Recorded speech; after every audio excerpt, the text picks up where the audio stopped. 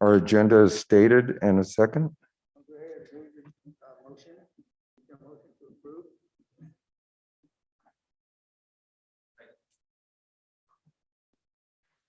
Okay, I got a motion on the floor to approve our agenda by trustee Munoz, seconded by trustee Pereira.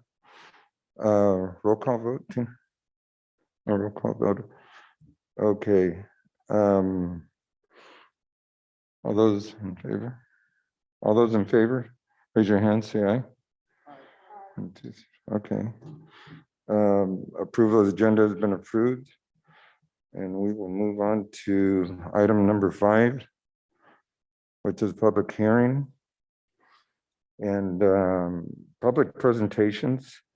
Members of the public may request an item to be placed on the agenda of a regular meeting by submitting a request in writing with all supporting documents, if any, to the superintendent at least 2 weeks before the scheduled date.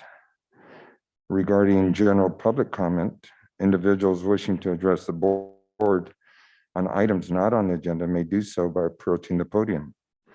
Once recognized, individuals shall identify themselves and make their statement. Speakers are limited to 3 minutes, with the total time for public input at 20 minutes per non-agenda item. Regarding public comments on agenda items, members of the community may address specific items on the agenda as they are taken up by the board in open session or prior to the board going into closed session. The board president will recognize individuals who wish to speak. Speakers are limited to 3 minutes, with a total time for public input at 20 minutes per agenda item.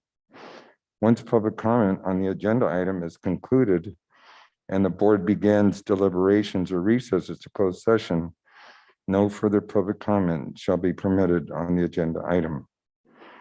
Is there any public comments? Okay, I see none. So we will go ahead and move on to item number 6, reports. And we're going to go ahead and start off with our student representative report. And this is going to be done by Abigail. Okay, go ahead. All right, so starting off with Lebanon High School Student Board Report. ASB students plan a small farewell to Ms. Lada on September 3rd. Ms. Lada spent 22 years at Lebanon High School and transferred to MSE.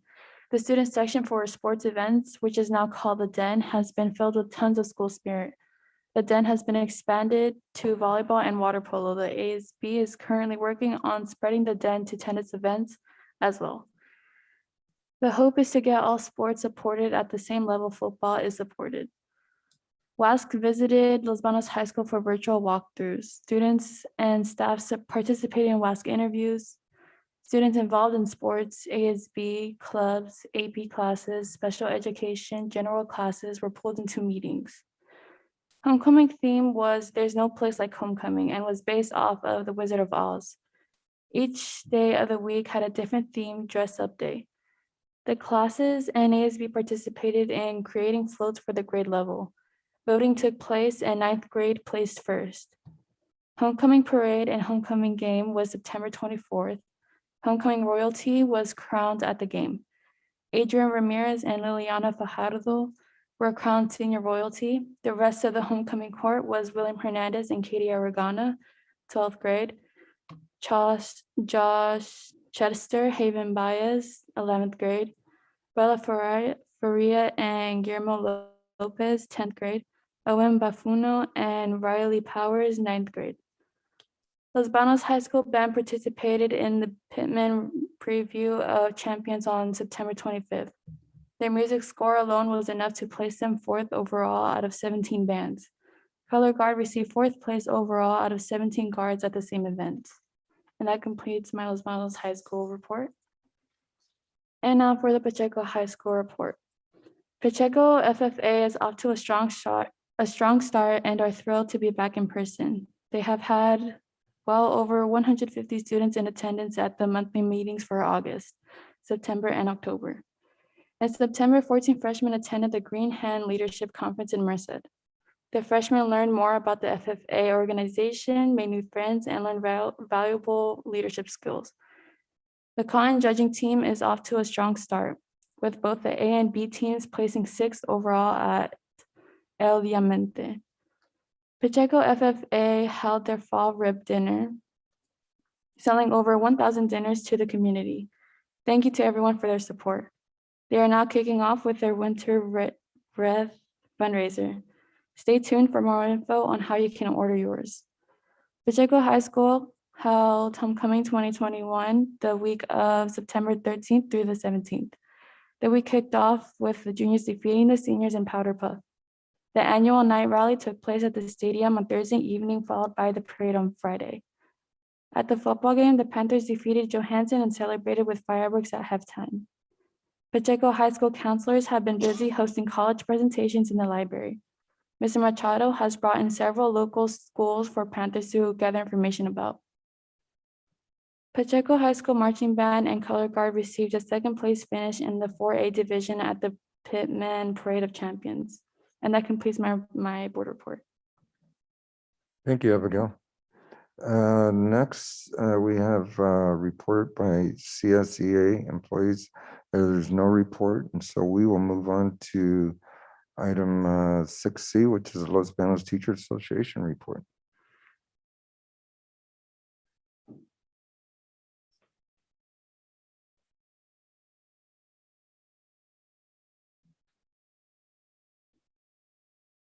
Good.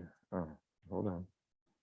Good evening, school Go ahead. board members. I'm Andrea Clark, interim president for Los Banos Teachers Association. It's nice to see all of you. The school year is off to a great start, and the end of the first trimester is quickly approaching, along with virtual conferences to be held at the elementary level. On a personal note, I must say, it is wonderful to have students back in class. Yes. And although it is wonderful to have them back in class and as close to normal as it can be, there have been many recent concerns about safety and morale with the recent TikTok challenges and post-COVID stress with staff, students, and even administration. We've seen and witnessed increased violence and vandalism at many school sites. Morale appears to be suffering, and questions have been brought up regarding safety training for fights. When do teachers step in and intervene, sometimes at the safety for themselves? What is the safety and protocol to safely break up a fight? Many teachers would like guidelines, training to help ensure the safety for all staff, student, and administration. However, there is some great news. There's been a recent decline in the number of COVID cases due to the diligence of staff and students following safety guidelines and procedures, and would like to commend everyone for working as a team. That is my report. Thank you. Thank you. On to item 6D, Superintendent's report. Dr. Marshall, let me get you here. Yes, perfect. Okay.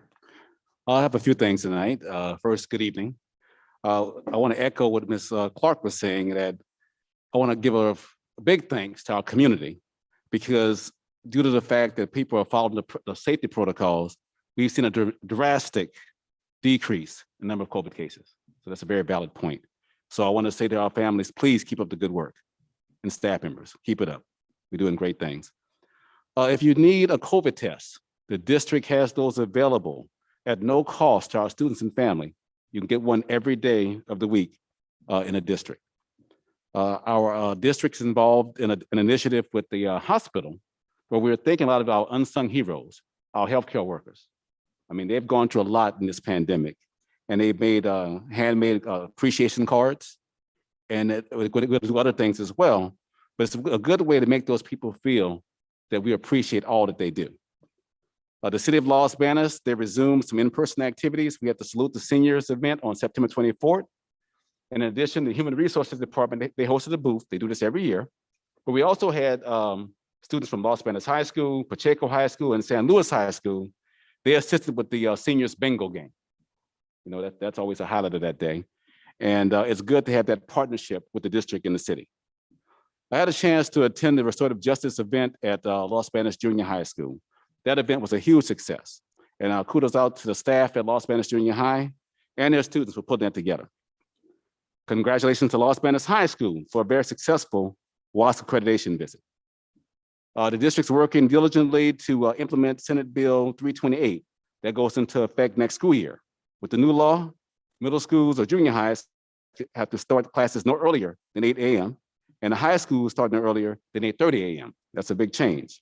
So we have a task force that's working on this, and our goal is to have the schedule completed by December to give our stakeholders about 36 months to get ready for it. As Ms. Clark talked about, we are dealing with the TikTok challenge and the social media. That's been a big change this year compared to prior years.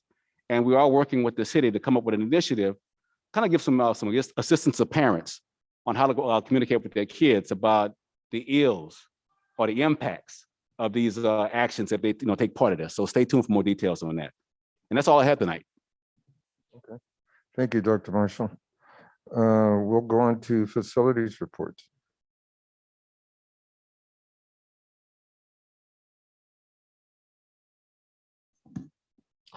Good evening. I have the first one is the Pacheco High School building addition. It's moving well. We have no outstanding issues with the project. The second one is HME parking lot. We just completed the survey and we are finalizing the final phase of the design. The third project is Los Banos High School restroom modular. We are waiting for the fire alarm system to be replaced. Again, it's something to do with the supply chain issue, so we're waiting for that product to come by. The last one is the Walter Elementary water tank. It's on an installation process. The construction schedule says it should be done by the end of this year. Thank you. Thank you, Mayor. Any questions? Next, item 6F, board member reports. We will go ahead and start with Trustee Smith.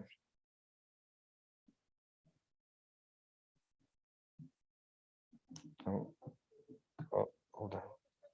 Acknowledging healthcare workers throughout our city. They appreciate anything, large or small, no gifts required, but a simple thank you is all that we require. And that is to the staff at Memorial Los Banos and to our wonderful staff here at Los Banos Unified School District. Thank you. Thank you, Trustee Smith. Next, we'll go with Trustee Munoz. Munoz.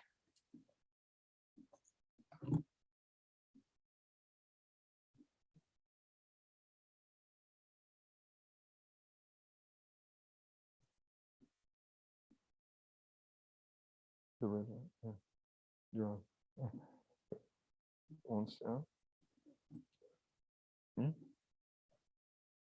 Go ahead and Bob, Marlene.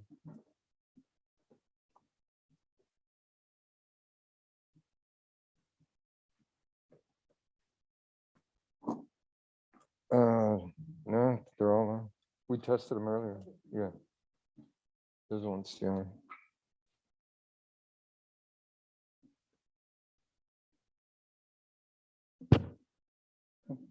Yeah. Hello there. Yes, like to start off with Pacheco High School. Pacheco High School, I attended a football game there held on on 9/17/21, Friday night. It was a homecoming event. I caught the last quarter of the JV game, very exciting. I had a good time talking with the parents and the students that evening. Okay, on October 1st, over at Los Banos Junior High, the Restorative Justice Conference held over the Los Banos Junior High on October 1st. The conference turned out to be a school-wide conference in lieu of Challenge Day.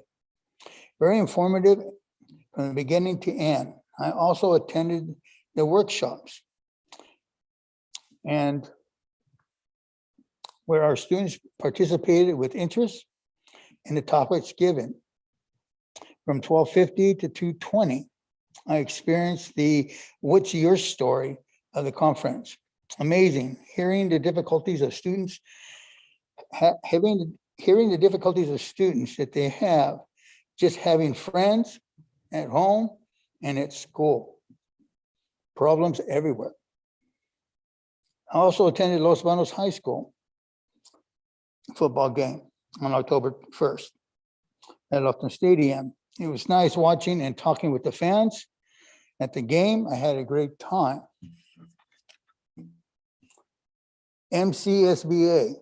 I attended the Mid-County School Board Association conference held in Monterey over the weekend. Very informative information given on the workshops that will help each board member work together and help our district thrive. Tomorrow night, I will be attending Pacheco High School football game tomorrow night. Pacheco versus Mountain House. Thank you very much. Thank you, trustee Munoz. Next up, be trustee Benton. Thank you. Well, I too attended the Merced County School Board Association weekend. It was in Monterey. I know it's hard, you have to go to Monterey, but we spent a lot of time indoors and we got really wonderful information and it was so well done. Really great time this year. I'd like to thank everyone that works so diligently to keep our COVID down and wear their masks and be attentive to what's going on in our community and in our schools. It's great to see the numbers go down and I hope that we continue. Thank you. Okay, thank you, trustee Benton. Next up, trustee Moran. Good evening, everyone. Definitely wanted to give kudos to our student rep for such a well put together informational, both last meeting and this meeting. It really was a reminder of our ability to participate in some of the fundraisers. If you heard some of the things that she mentioned, a lot of this is based on our participations in fundraisers. So I know that there's a lot coming up. We had the Cupcake Lady, and I know that there's another one coming up for, I believe it's Henry Miller out at Chipotle. So really to show our support.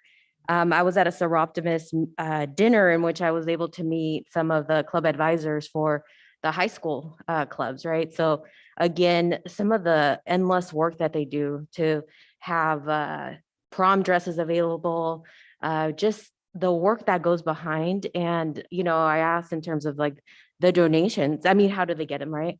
And it's all based on donations. So again, my note for today and just my own personal note is to really go out there, support, because it all retributes back to our students. So I'll leave it there. And of course, I joined my fellow trustees in terms of attending the conference, which was really good in terms of especially being a new board member to really have those trainings and have it solid. So kudos to everybody, kudos to all the good work, and go out there and support our students. Awesome. Thank you, trustee Moran. Next up, trustee Pryor. Good evening. I too just want to comment about the Merced County School Boards Association's conference last weekend. Really very good and very timely sessions we had. So kudos to everybody who put that together, because it was really an excellent couple of days that we got to spend in Monterey in a room with four walls and no fun.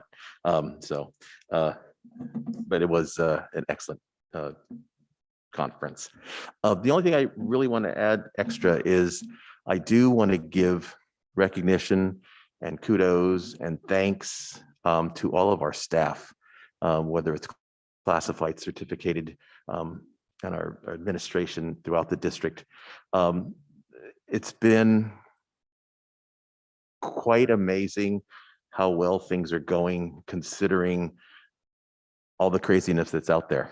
And I know we have some people that are extremely happy that we have masks, and we have a few people that are extremely unhappy that we have to wear masks.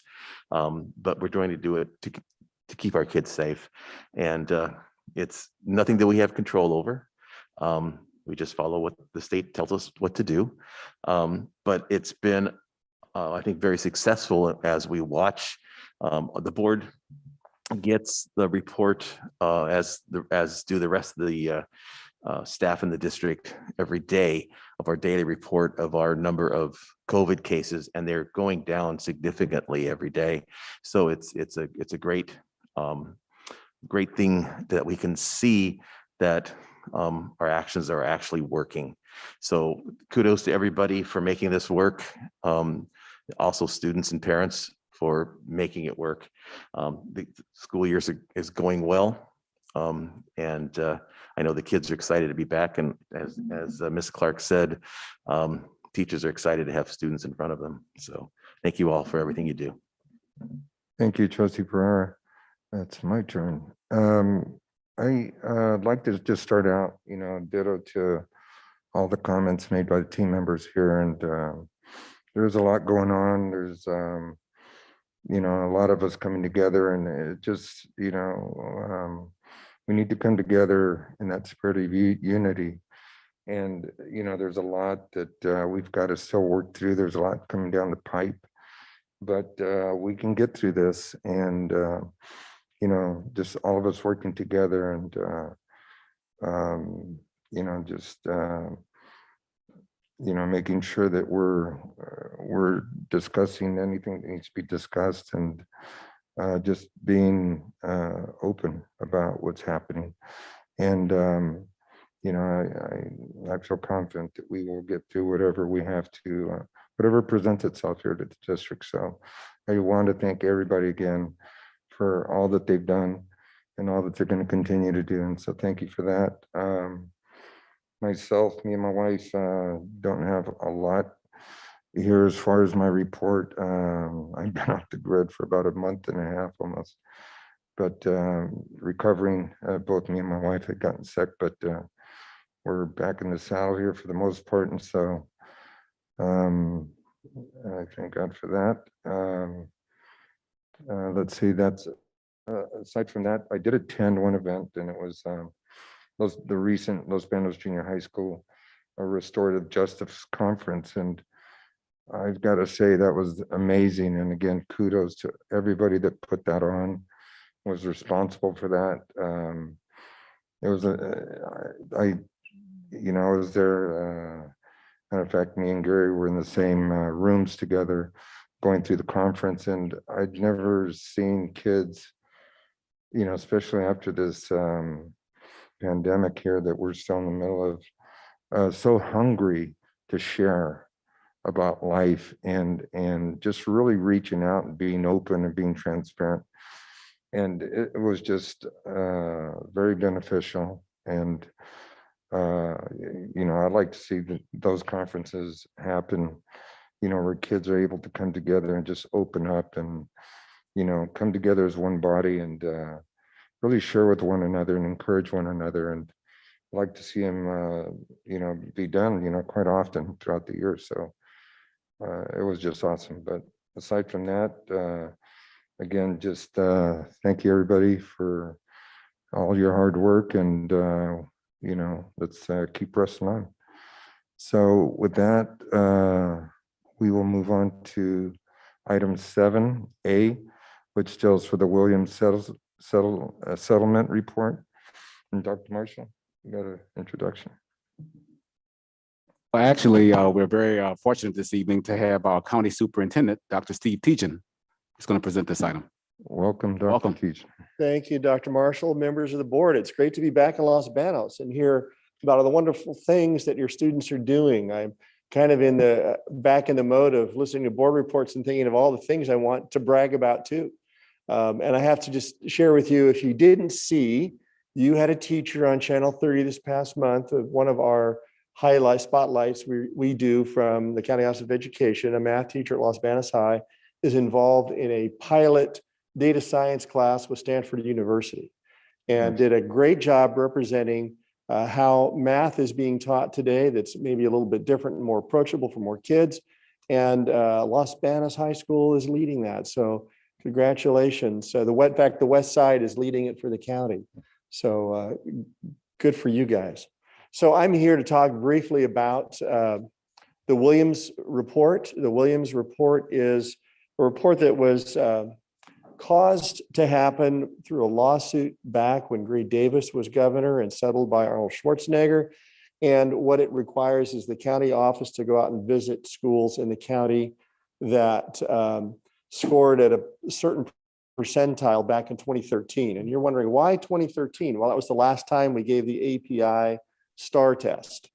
And we've been stuck in this kind of never land of coming back to the same 25 schools for the last 8 years. And so most of the problems have been taken care of, but the older school sites tend to have more challenges than others with their facility. But I'm here to tell you, very good report.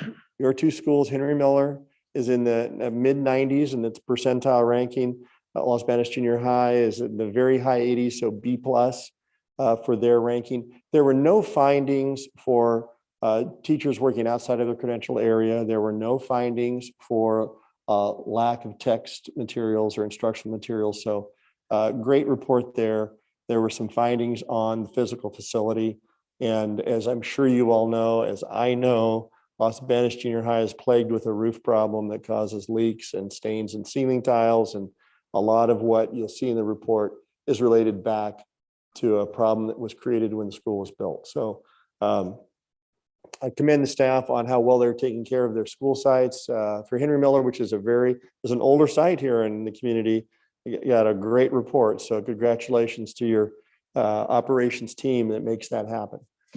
And of course, congratulations to your personnel team that makes sure that everyone's credentialed in those classrooms, and your instruction leaders that make sure that all the kids have materials that they need for a high quality education. I'm going to just keep moving on, if that's all right Sure. with you. Oh, yes, go ahead. And spend a little time talking about the Virginia Smith Trust, which is not something I really knew about when I was over here in Los Banos. And sometimes the word doesn't reach across the county on these kinds of things. And so I want to share with you what's going on with the trust, because it's going to impact the children here in Los Banos in the next couple of years. The Virginia Smith Trust was what brought UC Merced into being. Virginia Smith was the heiress of a large land fortune. Her grandfather, Cyril C. Smith, came to Merced County during the gold rush in 1852 and realized he wasn't very good at it, but he was good at raising sheep and selling sheep and buying land. And he ended up with about 16,000 acres of grazing land on the east side of the county, another 600 acres of land in the Tuolumne County, actually the Hetch Hetchy Valley, and another 5,000 acres down in San Luis Obispo County, where he raised sheep in all of these areas. And he made a fortune, and he passed it on to a single son, Elmer. And Elmer had two kids, Virginia and Cyril. And Virginia and Cyril, neither one of them married. They didn't have any children. And so there were no direct heirs. And they made a decision in the late 60s that they would pass their land fortune on to the county of Merced, and handed this trust over to the Merced County Board of Education as the trustees for the two trusts. During the 1980s, late 80s and early 90s, the trustees in Merced heard that the UC Regents were looking for a 10th campus. And so leaders in Merced got together with a board of trustees at Merced County Office of Ed and said, why don't we leverage this by donating the land? We'll give them the land, they'll come to Merced. And so that's what happened. 9,000 acres. Virginia's trust had over 6,000 acres in it. Cyril's trust had over 3,000 acres in it. Those two trusts combined gave their land to the UC Regents, and the deal was the UC Regents would give land back after they had placed the campus, and the Virginia Smith Trust could develop that land, entitle it, and create scholarships for kids across the county. Well, something happened between then and now called the Great Recession. And so lots of the progress got stopped, and the wheels began to turn again in 2015 and 16, at which time the trust and the university had a joint venture called the UC Land Company. And because UC takes forever to get anything done, Jessica's probably aware of that because she hears about it through her sources at the community college. It's a difficult place to work because big decisions always have to go up to the regent's office, the president's office in Oakland. And so we weren't moving anywhere. In 2017, we were able to split the property that was left that wasn't set aside for the fairy shrimp. Of that 9,000 acres that was originally part of this land trust, only 1,200 acres were left after we had to set aside property to preserve the fairy shrimp, the burrowing owl, the kit fox, the spotted leopard lizard. And so we have 650 acres now to develop. The VST is in the development business again. And so what I have in front of you tonight is a short presentation. I'm going to just walk through very quickly so you know what's going on. And the reason I'm talking to you about it now is that it is going to impact your kids. But before it impacts your kids, I'm going to need your help, because I need every supervisor to vote yes on entitling this project this spring. And then I need every LAFCO commissioner, the Local Agency Formation Commission, to vote yes when it's time to annex this area into the city of Merced. And you have a representative on the LAFCO board. And so I'm going to need you to weigh in for the children of Los Banos. So what's going on? If you take a look at the first page, you'll see the footprint of the VST there. It's the first property immediately south of the university that runs along Lake Road on the west, and it goes 2 miles to the east. Currently, it's planted in almonds. As soon as we acquired the property, we went looking for a farmer that wanted to put it in almonds for us. We're generating about $400,000 a year. Starting this year, we expect in almond sales. This is the fourth year of the crop.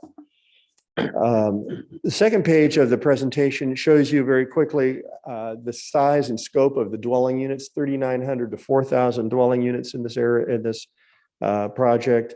Phase 1 has about 1,600, and phase 2 will have 900 units. And so, and there's some retail involved too.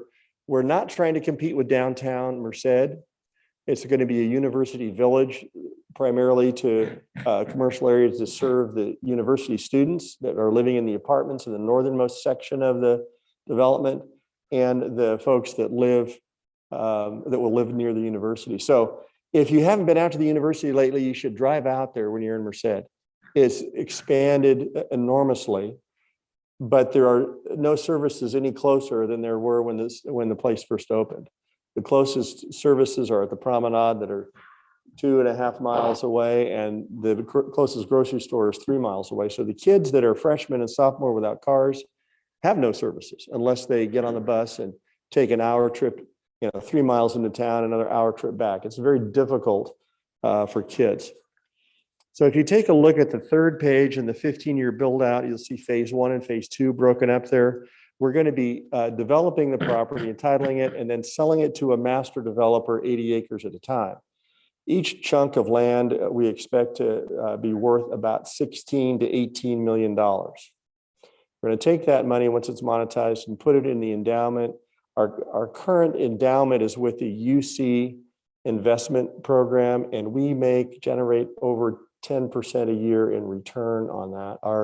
When I started, we had an endowment of 3.6 million. That endowment has now just crossed the $6 million mark. And we're giving away more money every year than we had before. So we'll get to that in a minute too. So that's the project. There are some pretty photos of how it's going to look. The project's going to be focused on kind of a different kind of community approach. It's going to be upscale from what most developers do. There's going to be a lot of land devoted to parks, to jogging trails. There's a community center that the homeowners and folks that live in the area will be paying into. So they have their own area for enjoying a pool that will be managed by a homeowners association. There's also going to be a community benefit program. I'll talk about, to remind me to talk about the community benefit program. And so there's just some more photographs. Let me flip you to the last page, our project schedule, so you know what's going to be going on.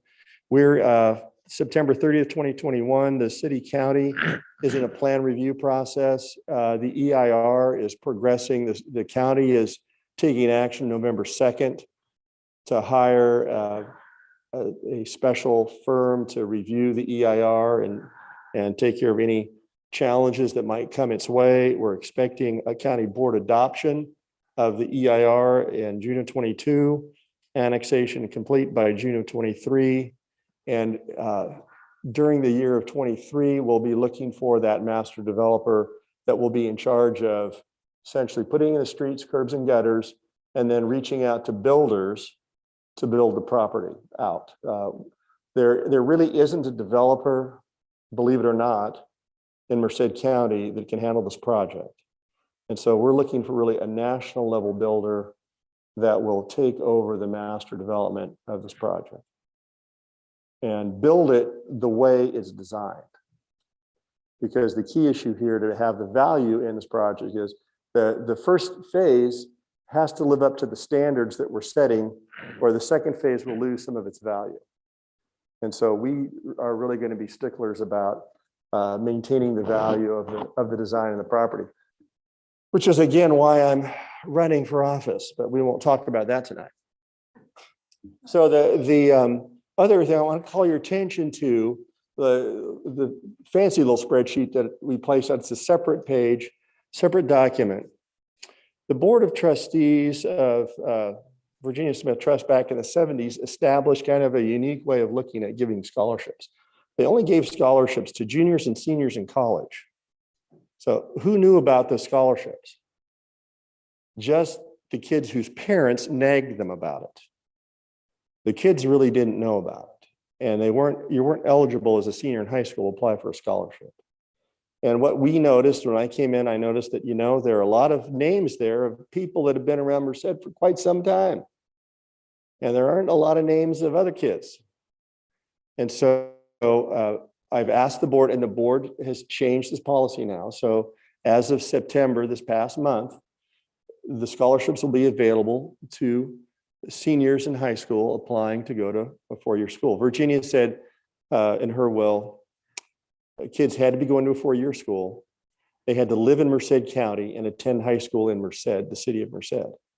So what we're doing now, our next step at changing the current allocation process is to go back to probate court and ask the judge to change the terms of the bequest from just the children who attend high school in Merced to all the children that attend high school in Merced County. And we think that's going to be approved because of the number of dollars that's going to be available. The kids in Merced won't be able to use all the money that's going to be generated on a yearly basis. So if you look at the spreadsheet, what we've done because of the almonds, we're pushing the envelope. Actually, we had $400,000 available to give away this past spring, and we only gave away $235,000 because we only had 32 applicants. And we gave away increments of $5,000, $7,500, and $10,000 to 32 kids who are juniors and seniors or graduate students in college. I expect that the dollar figure will drop per child as we go down to seniors because we'll have a lot more applications, but that's a good thing. And we'll spend all the money this coming year. We're also doing something unique. The board called some counselors in from high schools and said, how do we get the word out? And the counselor said, well, the Bloss Scholarship in Merced at one of the small high schools gives a grant to every kid that has completed their A through G requirement to help defray the costs of college applications, which are expensive, or to have money available to pay for their housing registration in the spring. And so the board has agreed that based on the number of kids that apply for this grant out of Merced this year, there'll be a grant between $200 and $500 for every child who's completed their A through G requirements by their first semester of their senior year, if they send a one-page application into us. So what a great thing. It's a little motivator to say, hey to kids, there's more money where this came from. Make sure you make the second application. But what's going to change for your kids here in Los Banos is by 2025, what we're projecting is there'll be $1.5 million to give away. And as soon as we cross the 500,000 mark in Merced, our plan is to then start spending money outside of Merced. But the reason I threw 2025 in as the number at 1.5 million is that we know that by that point in time, we'll have sold at least 80 acres, maybe 160, and we'll have one full year of interest coming off that money. And that looks like it'll be around $1.5 million. So I don't want to overpromise, but it looks like that's what we'll have by 2025. And we'll also be able to give that money away to kids here in Los Banos. So I need from you, as I said at the outset, I need your support when the time comes at the County Board of Supervisors for them to take action to entitle our property. Your representative, Scott Silvera, he needs to get calls from you saying, Scott, this is good for our kids. And then when LAFCO takes it up, there are LAFCO representatives from Gustine and Dos Palos on the Local Agency Formation Commission board.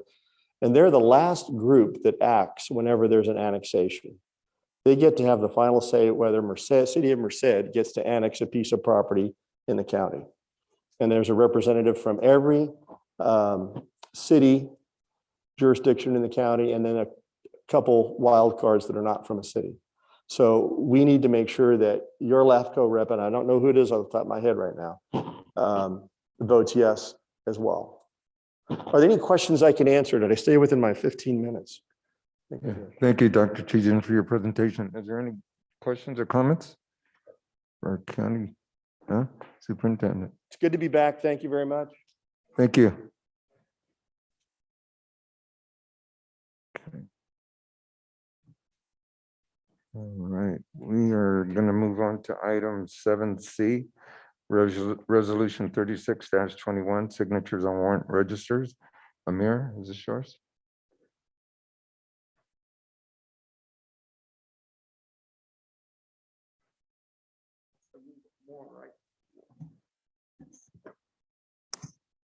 All right. Staff is asking for approval to buy new Walker Moores since the existing ones have reached its life expectancy. Yeah. 7C, resolution 36-21.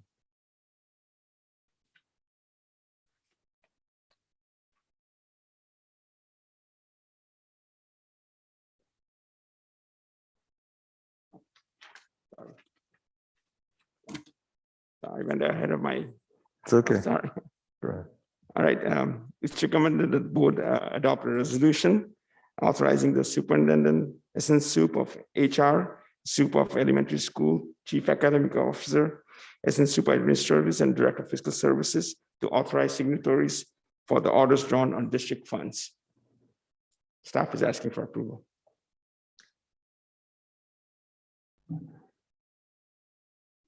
Any questions for Amir on this item? Okay, I'm looking for a motion to adopt resolution 36-21 and a second. Okay, I've got a motion on the floor by trustee Pereira and is seconded by trustee Smith to adopt resolution 36-21. Roll call vote, Tina.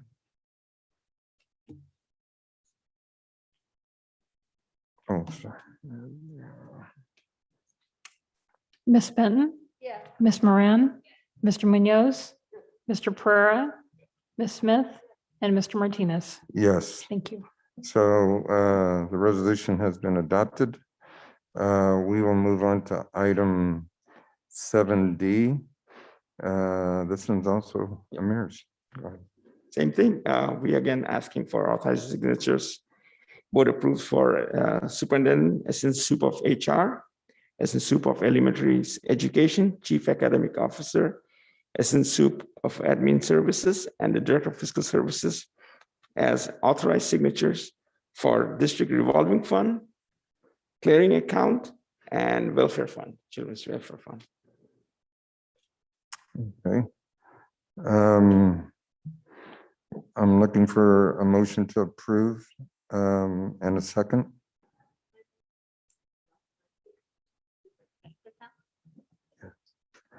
Okay. we've got a motion to approve by trustee Benton and a second by trustee Pereira.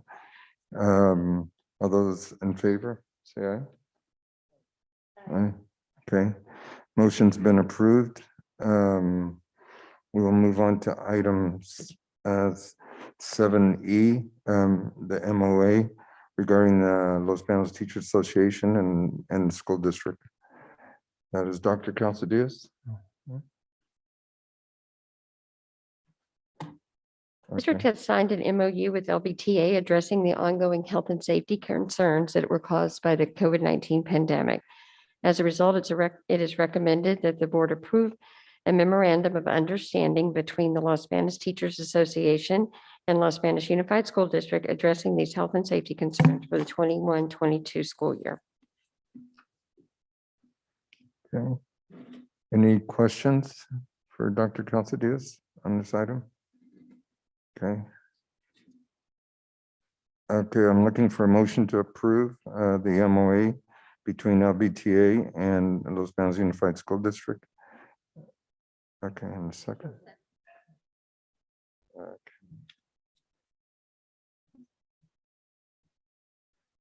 Okay, I've got a motion on the floor to approve by trustee Smith and seconded by trustee Benton. All those in favor say aye. Okay, motion's been approved. Moving on to item 7F, initial bargaining proposal. Dr. Calzadillas, I believe this is yours. Each bargaining year, the CSEA and the district submit proposals per the contractual agreement. These proposals are public and it allows for public comment. Once this process has taken place, negotiations between the parties can begin. The initial bargaining proposal of the California School Employees Association and its Los Banos chapter number 92 will be presented, a public hearing held, followed by a recommendation to accept the initial proposal. Okay. Any questions for Dr. Calzadillas on this? All right, I'm going to go ahead and open public hearing. Now we'll close the public hearing. Okay, I need a motion to adopt this proposal in a second.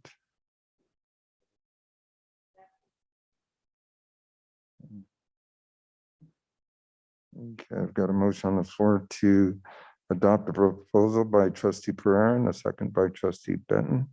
All those in favor of adopting proposal, say aye. Aye. Okay, so moved. On to item G, initial bargaining proposal. It's recommended that the board accept the initial bargaining proposal. This one is submitted by the district, by Los Banos Unified School District. Board acceptance of the proposal will follow a public hearing. Okay, any questions? Anybody?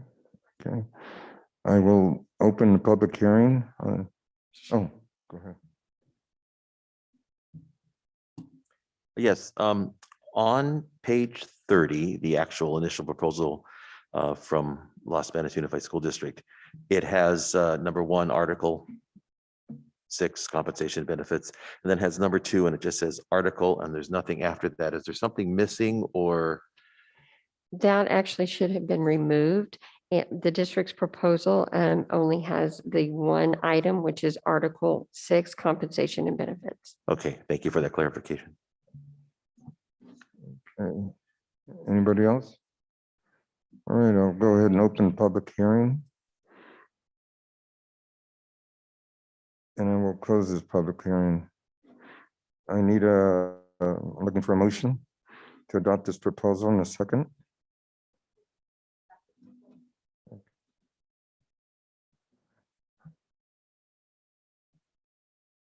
Okay, I have a motion on the floor to adopt this proposal by trustee Benton, seconded by trustee Pereira.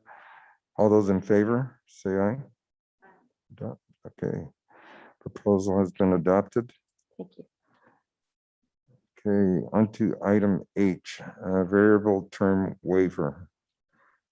This is a variable term waiver and it's recommended that the board approve the waiver, which would allow the following assignment for the 21-22 school year. The assignment is a speech and language therapist, and the person is Jocelyn Bugarin. Okay, any questions? All right. Looking for a motion to approve the waiver in a second.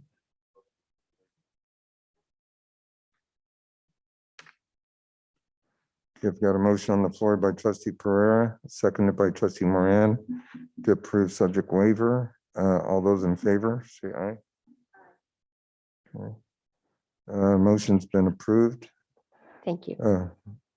On to item I, a bid award. Amir?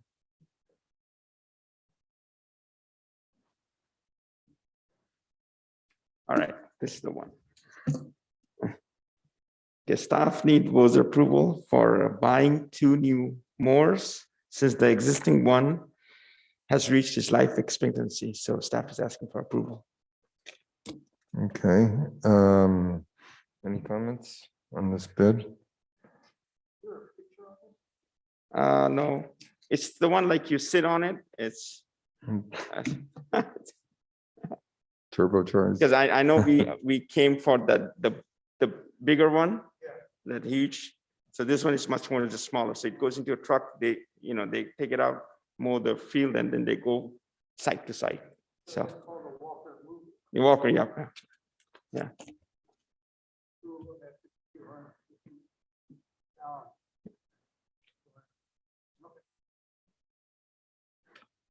Okay, the action is to accept the bid. I'm looking for a motion to accept this bid in a second.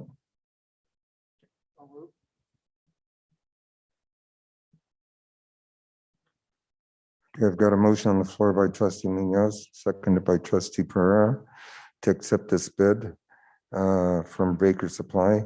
All those in favor? Aye. Okay, the bid has been accepted. Onto the consent calendar. Is there any changes to the consent calendar? Anybody? Okay. Oh, I'd like to pull item 8I3. item A, 8I3.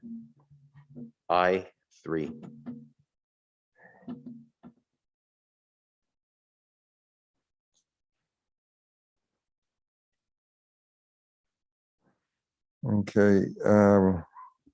We've got a request to pull item I3.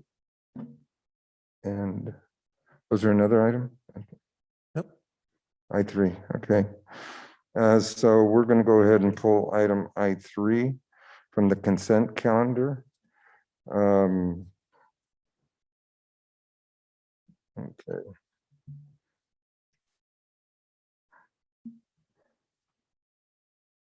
I need a motion to approve the consent calendar, removing item I3. And I need a second. Okay.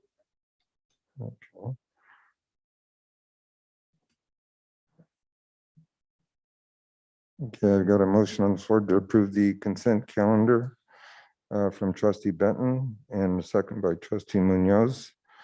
This is again removing item I3. And the roll call vote. Christina, go ahead.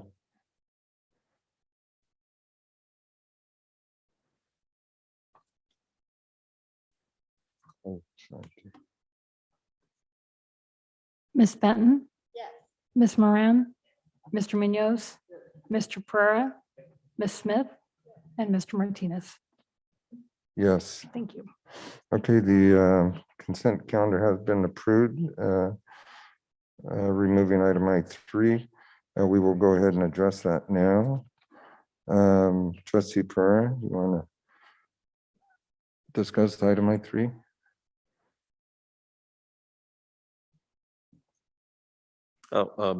So looking at item I3, it has no financial impact listed. So are we sending kids to camp for 4 days and it's not going to cost us a thing?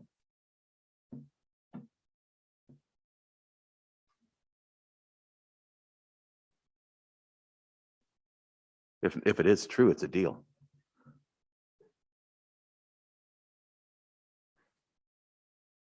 So we're, just to make clear here, we're talking about the Santa Cruz County Office of Education Science Camp for Grasslands Elementary. Yes, page 125. On page 125? Yes, sir. Okay. Sorry, I was looking at the wrong one.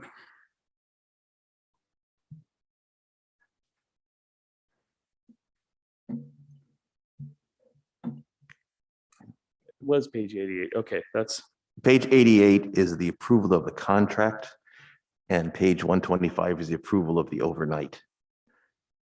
And okay. I was just looking at what all of the other schools did, and they did include the cost. So I was wondering if there's a reason it wasn't included on this page. I couldn't speak to that because I was looking at page 88 and that had contract costs. Let me check to make sure that he didn't put that on there.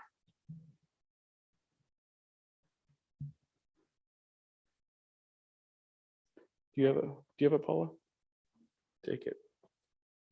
So I just wanted to maybe help clear things up. It must have been omitted because there is a cost for every school based on the number of students they send to camp. So there should be something there. Okay, because like I said, I looked at the other schools Yes. that were approving, and they had those financial costs in there, but this one doesn't. And I know that we just approved the contract on page 88, but I was just wondering why we're missing something. So you're saying it should be there. Yes, and we can bring that back next month if that will work for you. Well, it would, but they would have already gone. What's the date what school is this? This is Grasslands, and they go on Tuesday, November 16th. And our meeting is on November 18th. No, it should be there. There's a cost for every single school going to camp based on the number of kids they send. Thank you. Paula, do you have that cost? I do not have that Okay. at my fingertips right All this right. moment. Yeah, Did you read that?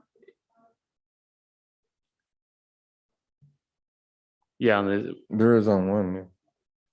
Yeah, on the specific financial impact on page 88, it gives the count for 90 students at 385, and then gives cost for the teachers, cost for the buses, stipend, in service, and the total estimated expenses for the entire trip for $42,774.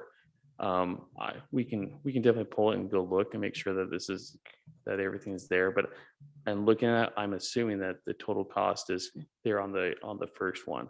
We can go ahead and pull this and make sure that we bring it back correct. So since we do know the cost, and we don't have a meeting until November 18th, and I don't want to deny the kids an opportunity to go, I would go ahead and make a motion to approve this item based on the amounts that you have just supplied for us, and we'll take it from there. Okay, we've got a motion on the floor to approve item I3. I'm looking for a second. Okay. And I've got a second by trustee Smith. All those in favor? Say aye. Okay. Motion's been approved for I3. Let's go on to item 9. Any discussion information, future agenda items?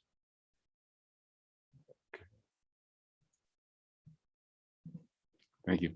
I want to again acknowledge the technology department, IT department for helping us run the meetings.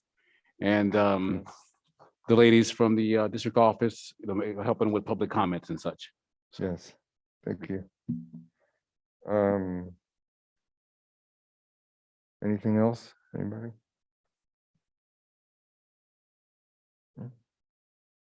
Okay. We will go on to item 10, reporting closed session action. We had We had 6 items. 3 of them were no action and 3 were action items. The first action item that we'll be reporting on, Trustee Benton will read a narrative on the disciplinary action that was taken on expulsion cases. Student case numbers 5517914. Oh, sorry. Go ahead. Start all over. Okay, there, I got it.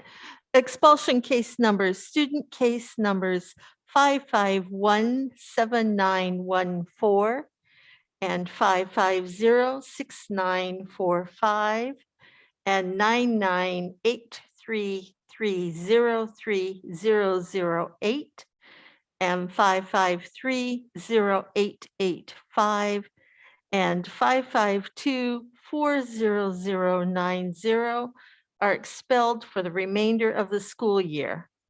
Expulsion case number 51742249962 is expelled for the remainder of the current semester.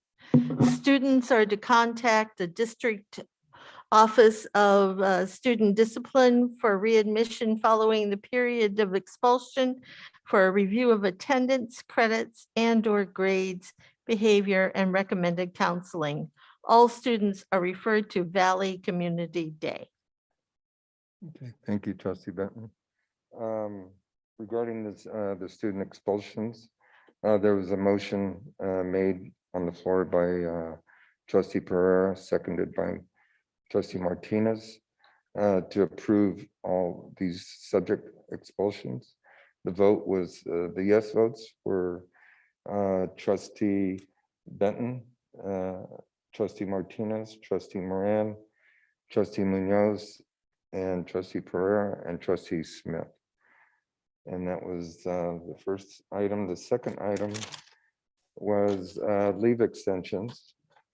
And there was a motion to approve 2 leave extensions.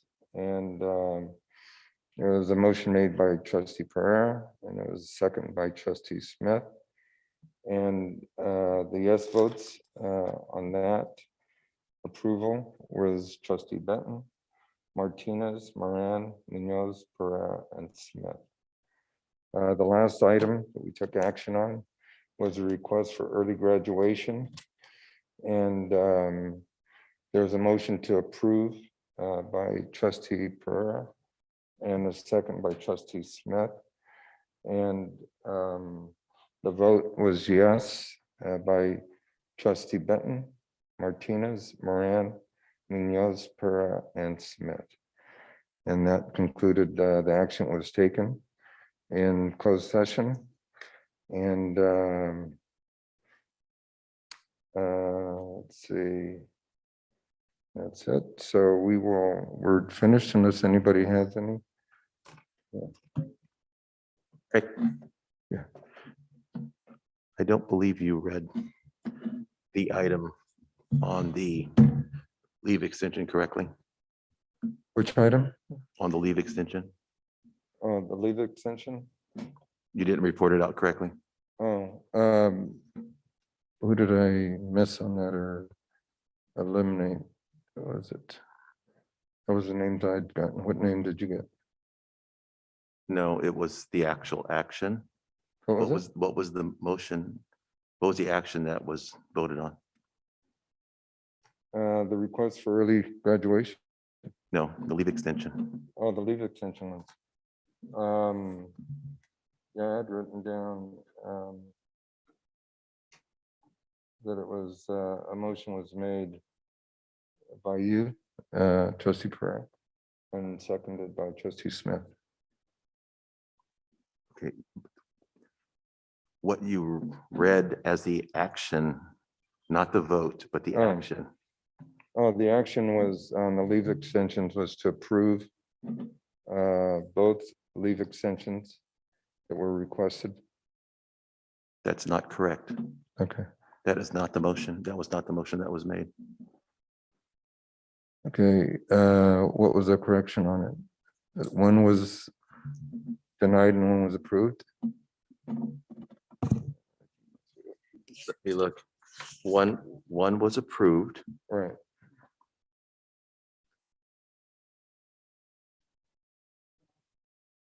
One of them was approved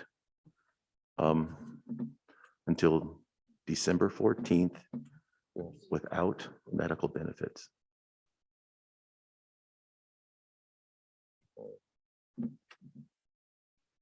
So that should have been what was reported out.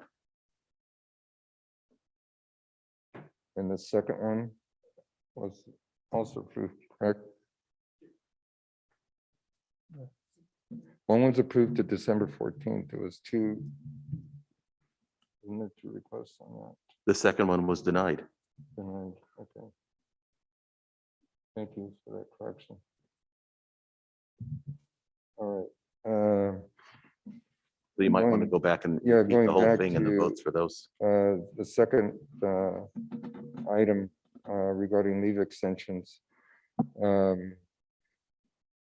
The correction was that item one of the leave extensions was approved to December 14th with no medical benefits. And the second request was denied. And thank you for that correction. Anything else? You ready? No? Okay, well, we will go ahead and adjourn this meeting at 8:07. Thank you for joining us.